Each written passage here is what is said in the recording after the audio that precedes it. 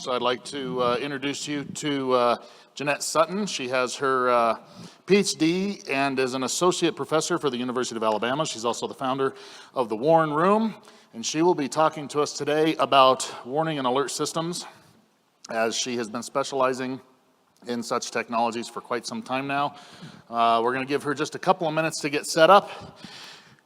And then immediately following her presentation will be lunch break. And again, the PSCS meeting is still scheduled to be here in person at 1 o'clock.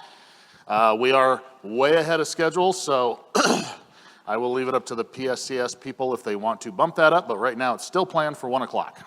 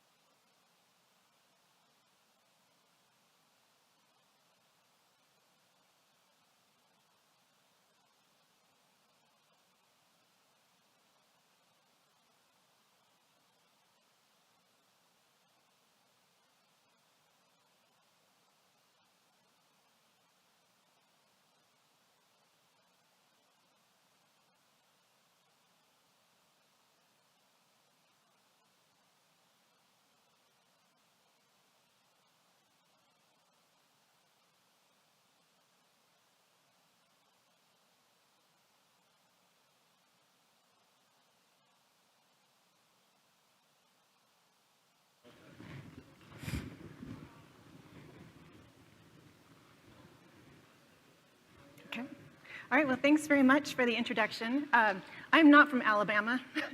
I'm from upstate New York at the University of Albany, which is just north of New York City. I guess you'd consider us upstate. We're north of the Mohawk River. I moved there from Kentucky. And prior to that, I was here in Colorado. I spent 14 years in Colorado Springs, or 4 years at Colorado Springs, and prior to that, 14 years in the Boulder area. And I got my Ph.D. from the University of Colorado Boulder. Go Buffs. So this is like coming home. I am a sociologist by training and worked with the Natural Hazard Center at CU Boulder. I hope some of you are familiar with that organization. And so I come from a long line of scholars who have been working in hazards and disasters, and was even part of a response unit during the response to Columbine many years ago, 24 years ago. So I'm going to talk to you today about emergency alerts and warnings, and how I came here to this particular conference. I just wanted to give you a little backstory on that, because I know I'm probably not the normal person that you would see up here for a tech conference, but I was sitting in a meeting at the U.S. Fire Administrators Summit on evacuation, and a sheriff from Colorado was in the meeting, sitting right next to me. His name was Dwight Henninger, and he said, "Oh, you should really talk to Jennifer Kirkland, who does the 911 call center for the state of Colorado, because what you work on with alerts and warnings is relevant to what she's doing with 911 call centers." Because when we look at alerts and warnings, traditionally we're looking at the alerting authorities that work within emergency management agencies that are responsible for issuing wireless emergency alerts at the local level.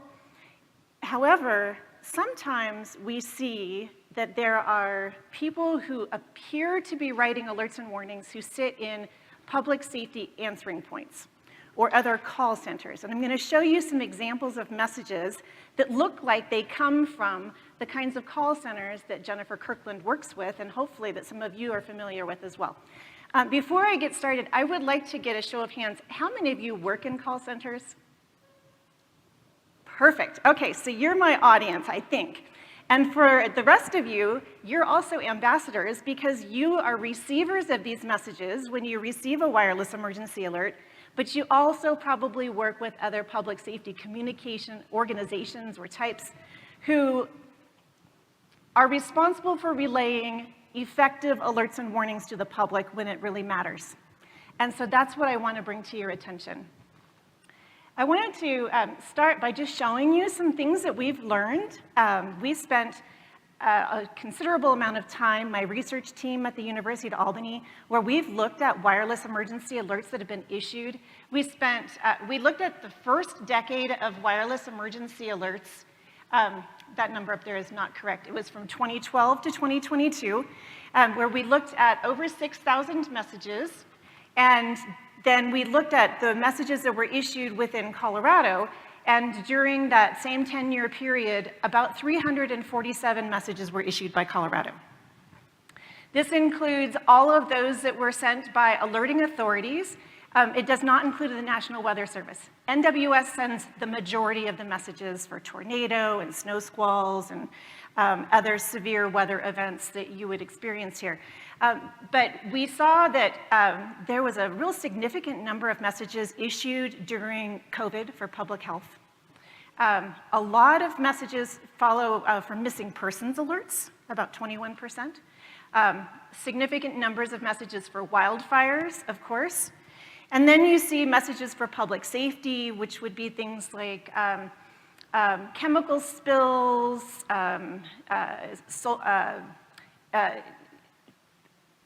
active shooter kinds of situations, so things where there's a public safety, sheriff's office, police office response. And then we see some technological messages and atmospheric messages that are not sent by the National Weather Service. So then when we look at what those messages include, we see that there's a real difference between the messages issued that are 90 character versus 360 character messages. As you're probably familiar, 90 character messages are required when you issue a WEA. However, in 2019, the 360 character messages became possible. And with that, we thought that we would see that messages would be more complete, that they would have more content included in them. And we do see that the 360 character messages do have more of the contents that are necessary for an effective message, but they're still not reaching the 100% mark when you look for all of the kinds of contents that should be in a single message. Most frequently, we see missing the source of the message, the timing of the message, but we often see included location information and guidance information. I'm going to go over what needs to be in an effective message in just a few minutes, but I wanted to give you just kind of a clue of what messages look like in Colorado and where there's some room for improvement. When we look at the US-wide, we've looked at more than 6,000 messages.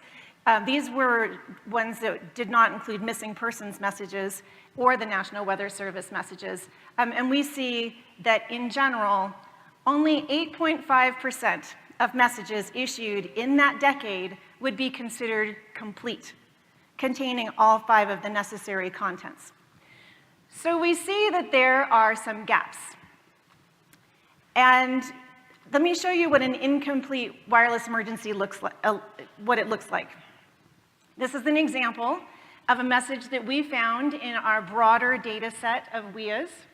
And maybe for those of you who are real familiar with the jargon that's used in a PSAP, this is an easy message for you to read. In the last presentation, or the presentations this morning, I noticed that you all have a lot of jargon that was probably very, very familiar to you because you speak it every day. But for the average person who receives a message, this is not going to be very familiar, and it's going to be really hard to understand. And yet, this is the kind of message that we might see in a wireless emergency alert.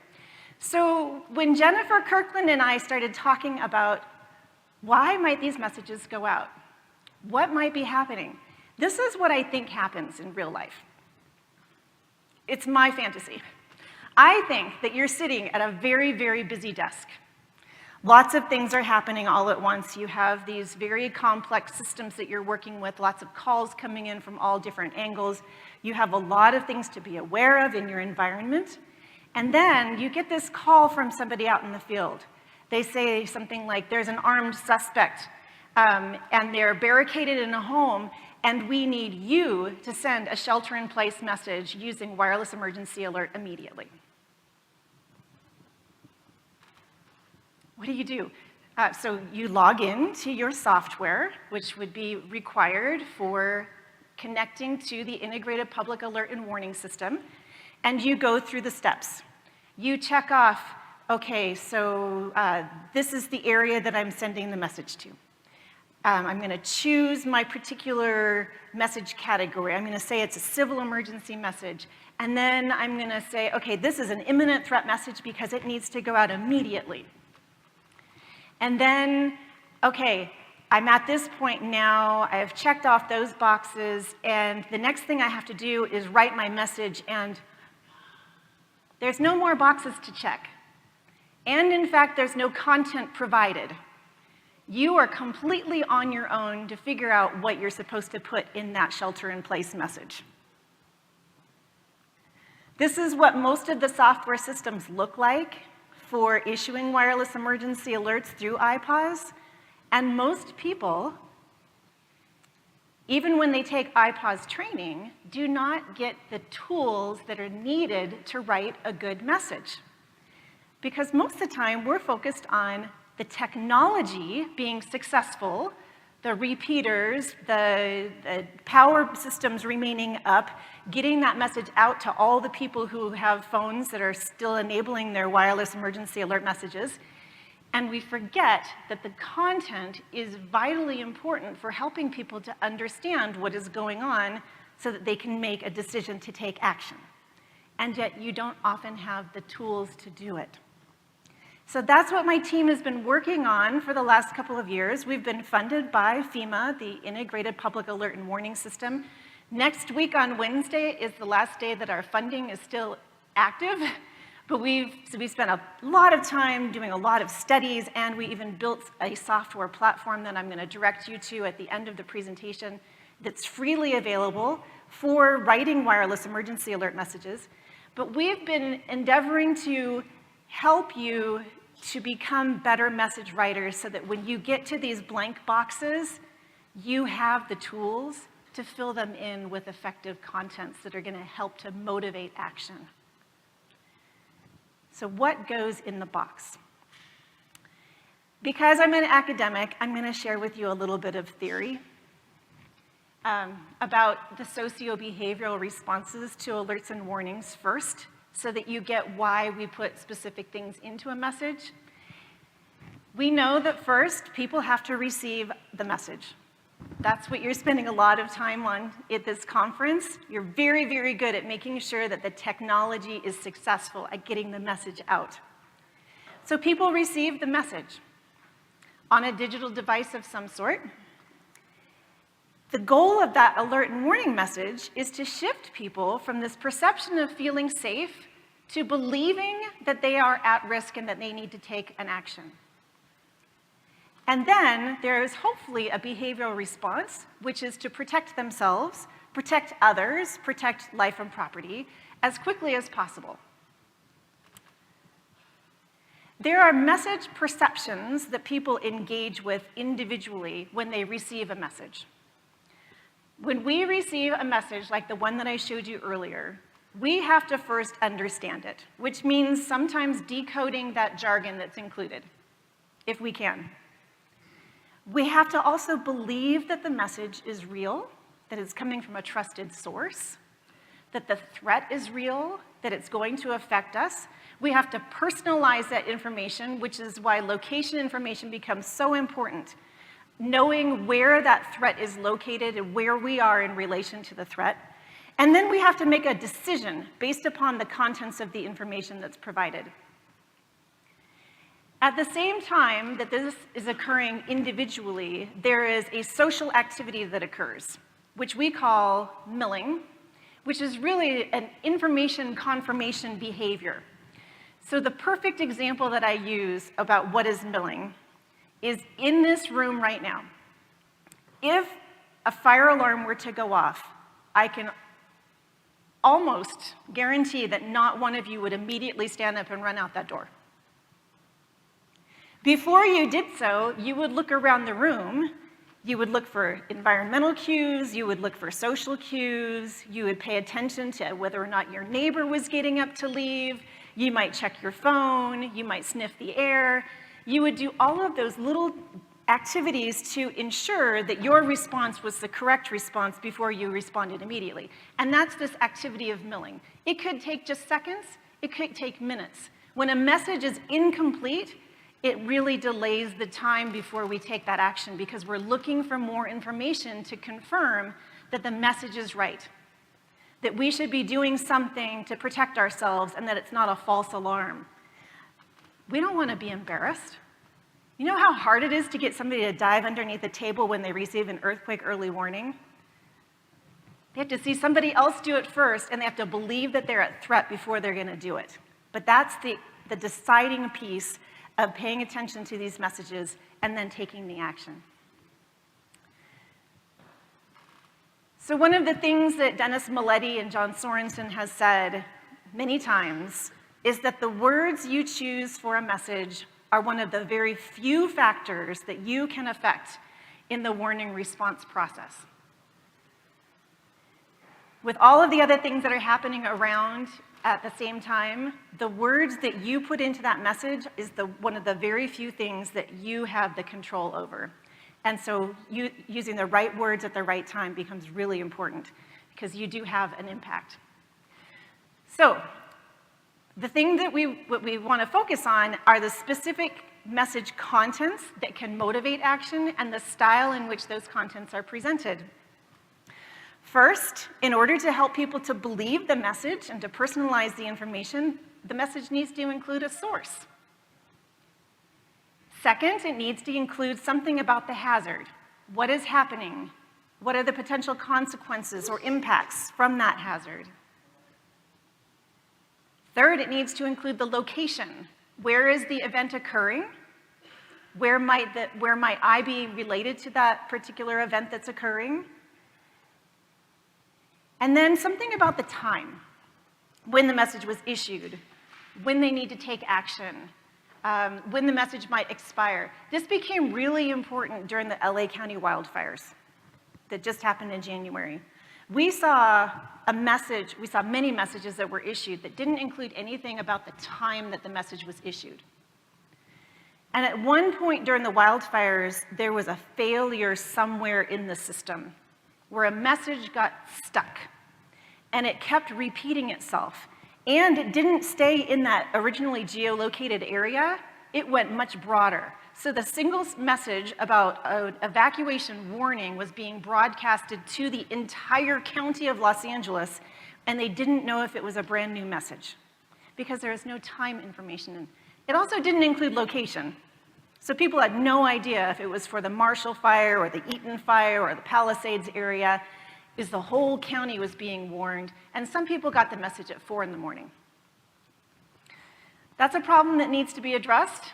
LA County is working on it, but we can improve our message contents to reduce some of the frustration that comes when things get messed up with the technology. We also think about the style of the message. One of the most important things about issuing these messages to the public is getting rid of the jargon, using plain language. I'm going to show you some messages in a few minutes that shows you what a jargon-filled message looks like versus a plain language message. We also want to reduce the acronyms and abbreviations as much as possible and use very familiar words for people. When we write messages, I will frequently see messages that are written in all caps, the entire thing. That's very difficult to read visually.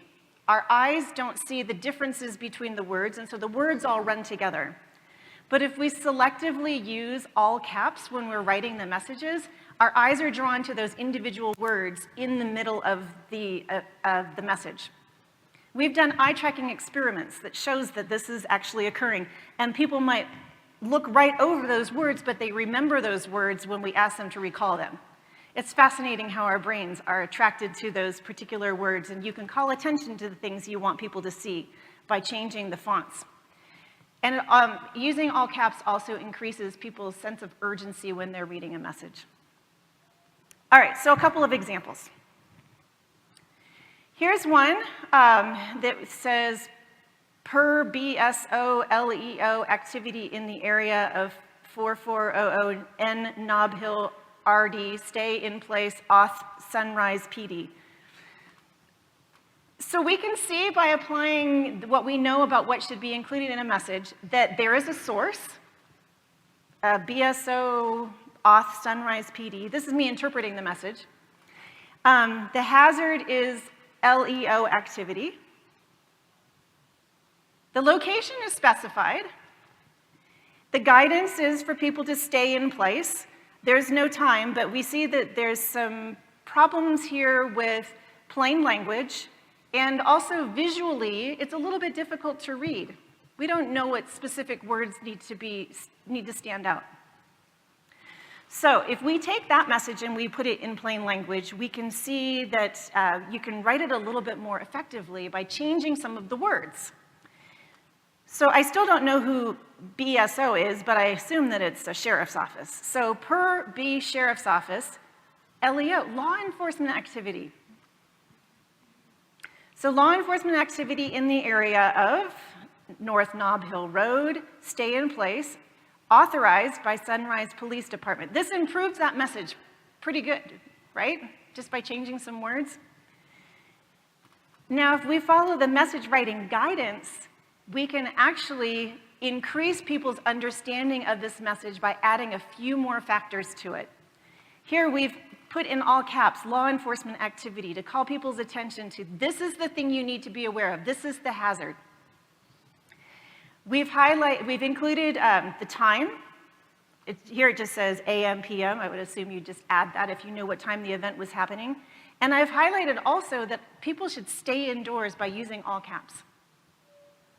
And I'm telling them not only stay indoors, but how to do that. In this case, we're going to assume that that law enforcement activity means that people should stay indoors and lock their doors and close their windows. And then they can come out when the all clear is given. And because we don't want to overwhelm the PSAPs, let's tell them not to call 911 unless they have an emergency. Because we know that your resources are also limited, and when people get messages like these that are confusing, who do they call? So if we improve the message, we can also improve your capacity to respond to calls. Okay, example number 2. This is for a missing person. We see a lot of missing person alerts that are issued at the local level, but also through the National Center for Missing and Endangered Persons for Amber Alerts. In this case, the source is at the end of the message, MCEMA. The hazard is a missing 13-year-old who's 5 foot 6 inches, 120 pounds, BRN hair, BRNI, BLK, LS shirt, Minecraft. We don't know where. There's no location information included at all, but you should call 911. Why? To get more information about the missing person? To find out where the location is?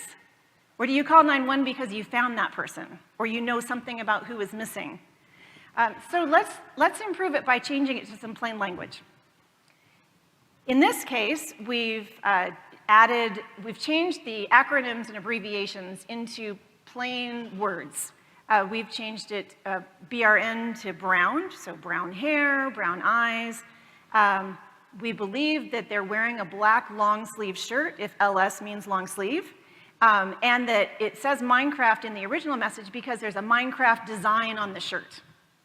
And so if you're looking for this person, you should look for somebody with a long sleeve black shirt that has a Minecraft design on it. And call 911 to MCEMA. Now let's change it a little bit more. Let's move the source of the message to the front. Now we are going to say it's MC, Emergency Management Agency. We know who's telling us. And that this is a missing child, up front, all caps. It's a 13-year-old. We would suggest adding, if you know that it's a girl or a boy, race and sex are important markers for people when they're looking for somebody in the community. Keeping the height and the weight and the brown hair. We would also add, goes by a particular name. Especially if it's a younger child. If you're searching for that child, calling out their name so that they know that they're being found is really helpful for them. We again say wearing a black long sleeve t-shirt with a Minecraft design. And here we're gonna add also, it was last seen at a particular location and at the particular date and time. So we know how long that person has been missing. And then if there's anything else to describe that 13-year-old who's missing, maybe they have autism, maybe they have some mental complications that makes it hard for them to engage with people. Maybe you don't want them to approach that child. Maybe you do want them to approach that child. Adding those contents, and then if seen, call 911. And then a lot of organizations also have links that they can add for sending people to pictures of the missing person. So you would add that, check URL for more information. The experiments that we've been running on Amber Alerts and missing persons alerts has found that when you include this kind of detail in a message, people can recall that detail and that they're invested in recalling that detail. The standard of practice for Amber Alerts is to say, Amber Alert, click link. And we know that people don't click the link, which is a real shame because Amber Alerts are one of the few alerts that you think people are going to be invested in. It's a kid, and that kid is in danger. And yet people don't often click the link. So this recommendation of including this complete message where you're providing that detailed information is really, really valuable if you want people to pay attention and be able to look for that child when they're missing in the community. This goes also for other kinds of missing persons alerts, like older adults, which sometimes are called silver alerts, sometimes called Ashanti alerts. But they all have their different names. We recommend not using the name of the alert like silver or Ashanti or green or gold. All of those different titles of alerts represent a particular person category, but the public has no idea what those mean. So instead saying missing older adult, missing vulnerable adult, missing person, missing child, that's a clue that people know what age range they're looking for. Okay, example number 3. Here we have another missing person. In this case, it's a 17 YOABM Cameron Lyles LN1103E CHST 10 PM LSW. My gosh, the entire thing is abbreviations. Can you read it? Some of you can, because you probably use this kind of communication tool all the time. It's second nature to you. You're communicating to other first responders who also speak to this, but the average person is going to have to spend a lot of time interpreting this before they get to that point of understanding what you're trying to communicate. So let's put it in some plain language. This appears to be a 17-year-old adult, a black male named Cameron Lyles, maybe? I don't know what LN is. Is that, maybe it's Lyles Lane. Maybe it's Lyles. Does anybody know what LN means? Last known? I don't know. So this is kind of, if we have to guess, could you imagine the public trying to figure out what it is? So maybe it was last near 1103 East Church Street. So we've added that that's what it is, it's last seen, and that they're wearing a long sleeve white, I don't know what BJ is, Blue jeans. Unknown, UNK. Unknown shirt, so maybe an unknown shirt colored. So they're wearing blue jeans and some kind of a shirt. Maybe short camouflage jacket and a backpack. No? This is my best guess at trying to interpret this, and I think I do a pretty decent job of trying to interpret, but we can assume that the public is gonna have a real hard time understanding this. So you can see the kinds of problems that come up. When we change it to following effective message writing guidance, we've changed it so that we put in the source first. It's the city police department issuing this message. We know it comes from somebody who's trusted, that this is a missing person. It's a 17-year-old black male with long dreadlocks. We're gonna say that this person goes by the name of Cameron. They were last seen at 1103 East Church Street in the city at 10 p.m. And they're wearing a long-sleeve white short camouflage jacket. And they have a backpack. And if you see them, you should call 911. I don't know if this is the perfect translation, but it gets better. And it certainly helps people to understand they should be looking for a black male with long dreadlocks and they're wearing a short jacket.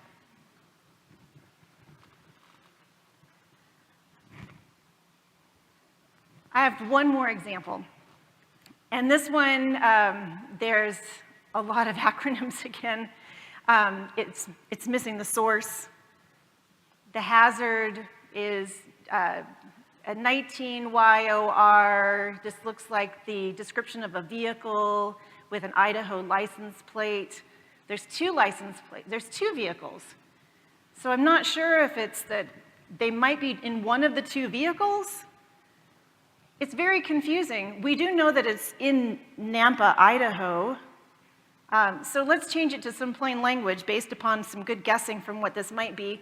I still don't know what LIC/O is, but we're gonna say it's a 19-year-old who's driving a gray Honda Civic with license plate or a 2008 gray Lexus, and they were last seen in Nampa, Idaho.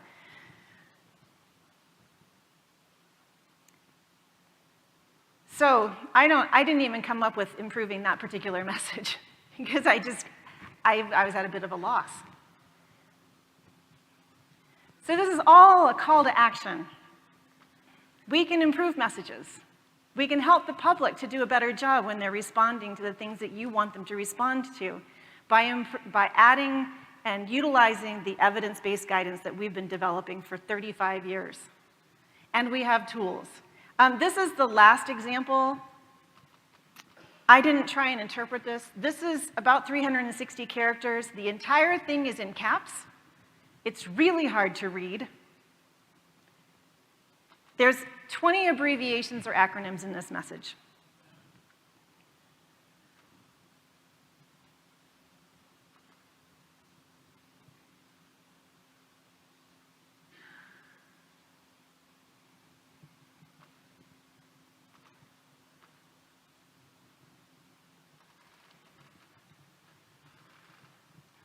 How'd you do reading it? Some of you could thumbs up in the back, you got it. My suspicion is the average person who gets this message would really struggle. They could probably get through it if they wanted to spend the time figuring it out. But if it's really hard, our natural inclination is to just say, forget it. This doesn't apply to me. I don't need to pay attention to this. So you've lost your audience because the time that they need to spend looking at it, they're not going to. Let's improve our messages. So I'm going to share with you some tools because we have some tools that we've made available. And this includes, in red at the bottom of each of these slides, is a link. These are real links. They're not spam. They're not going to take you someplace you don't want to go. These are real links. They're active now. You can go there. The first thing I want to tell you about is the warning lexicon. The warning lexicon was developed by my research team. We looked across 48 different hazards, worked with subject matter experts, worked with communication scholars. We identified the 48 most consistently, the 48 hazards for which a WIA is most consistently issued.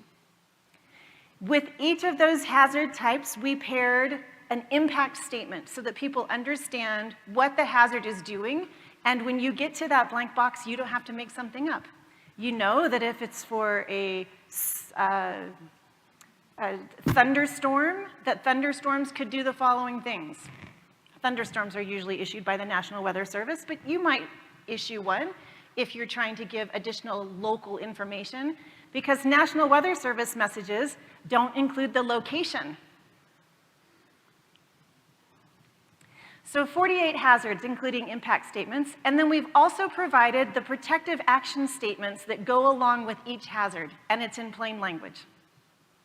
And we give you the ability to write the message in a form where the hazard is coming, or the hazard is actively happening right now.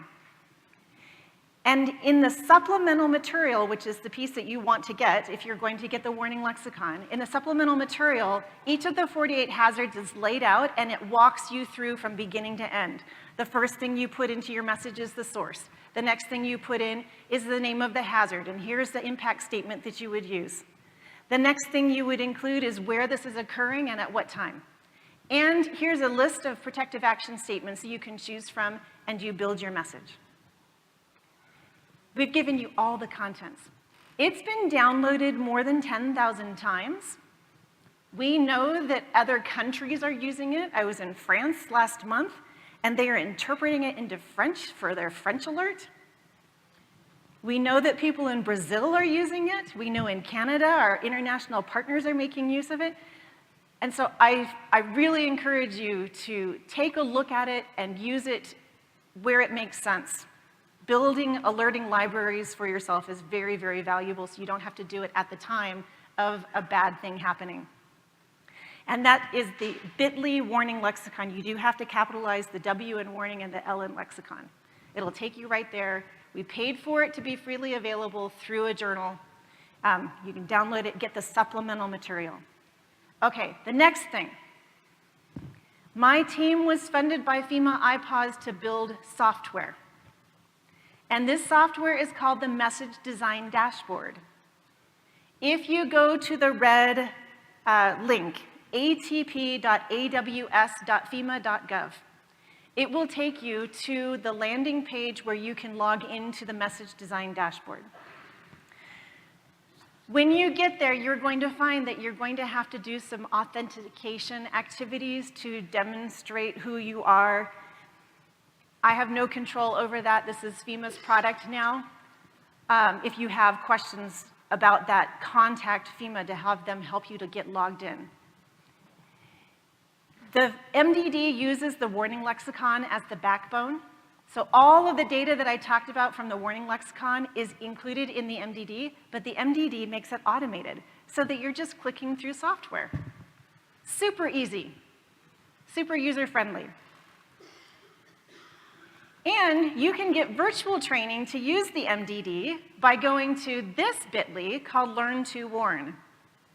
You're going to end up on a company's webpage called Bent Ear Solutions. Bent Ear Solutions was the consulting group that we hired at the University of Albany to help us to develop the training and to host it online. So that's why it's hosted on their website, but you go to Learn to Warn to get it. It takes about 30 to 45 minutes, and it walks you through the principles of alerts and warnings, and it shows you how to use the MDD step by step.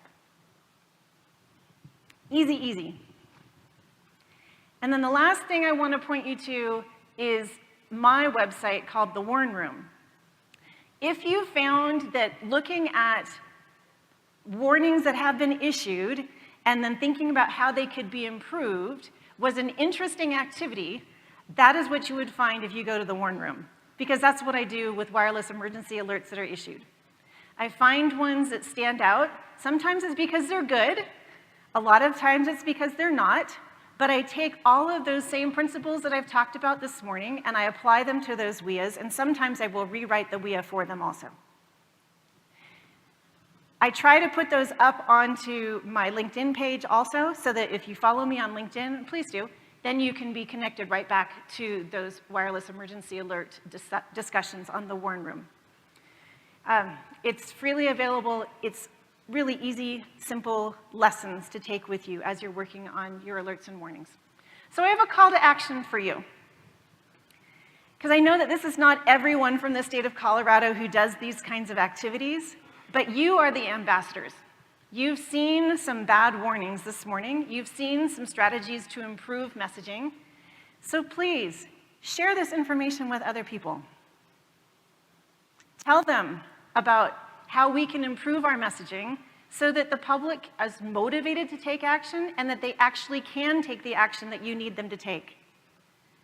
Advocate for the use of these tools that are freely available. They were paid for by the federal government. They're available to everyone. People around the world are downloading them and using them. Please make use of them. And then also we need to advocate for training. The simple 30-minute training online is a first step. Doing ongoing training within your organizations is really important. And having a half-day training with a professional organization that can give you more depth and insight and do some scenario activities with writing warnings is also an effective way to improve capacity. If you want to find me, you can find me, here's my email address. You can find me at the Warn Room. You can follow me on LinkedIn also. And I would love to entertain any questions or comments that you have. But thank you for the work that you do. Thank you for being the voice to the people who need to take action to protect themselves, and for helping to call attention to the people who are missing.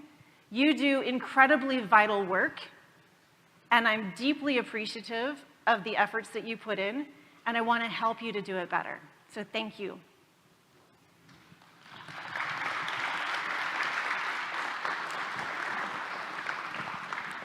Question in the back.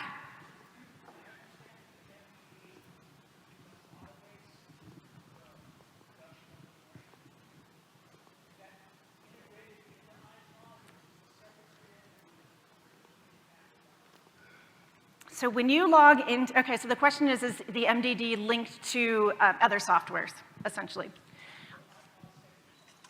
through the IPAWS sending software. So every alerting authority has to have a subscription service that they purchase, like what I was showing was Everbridge. Everbridge, Rave, Code Red, whatever the software is.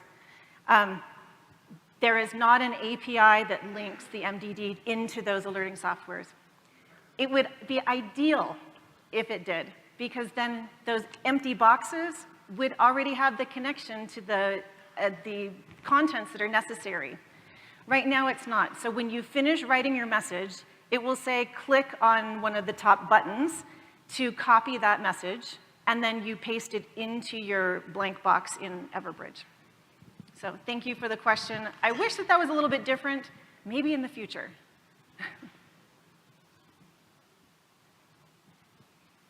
Any other questions?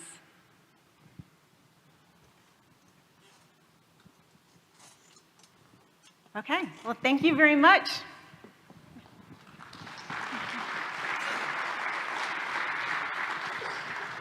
Okay, so with that, we are going to adjourn for lunch. Food truck outside the door. I would like to try and get us back here to reconvene about 1 o'clock. There still is currently the PSCS meeting.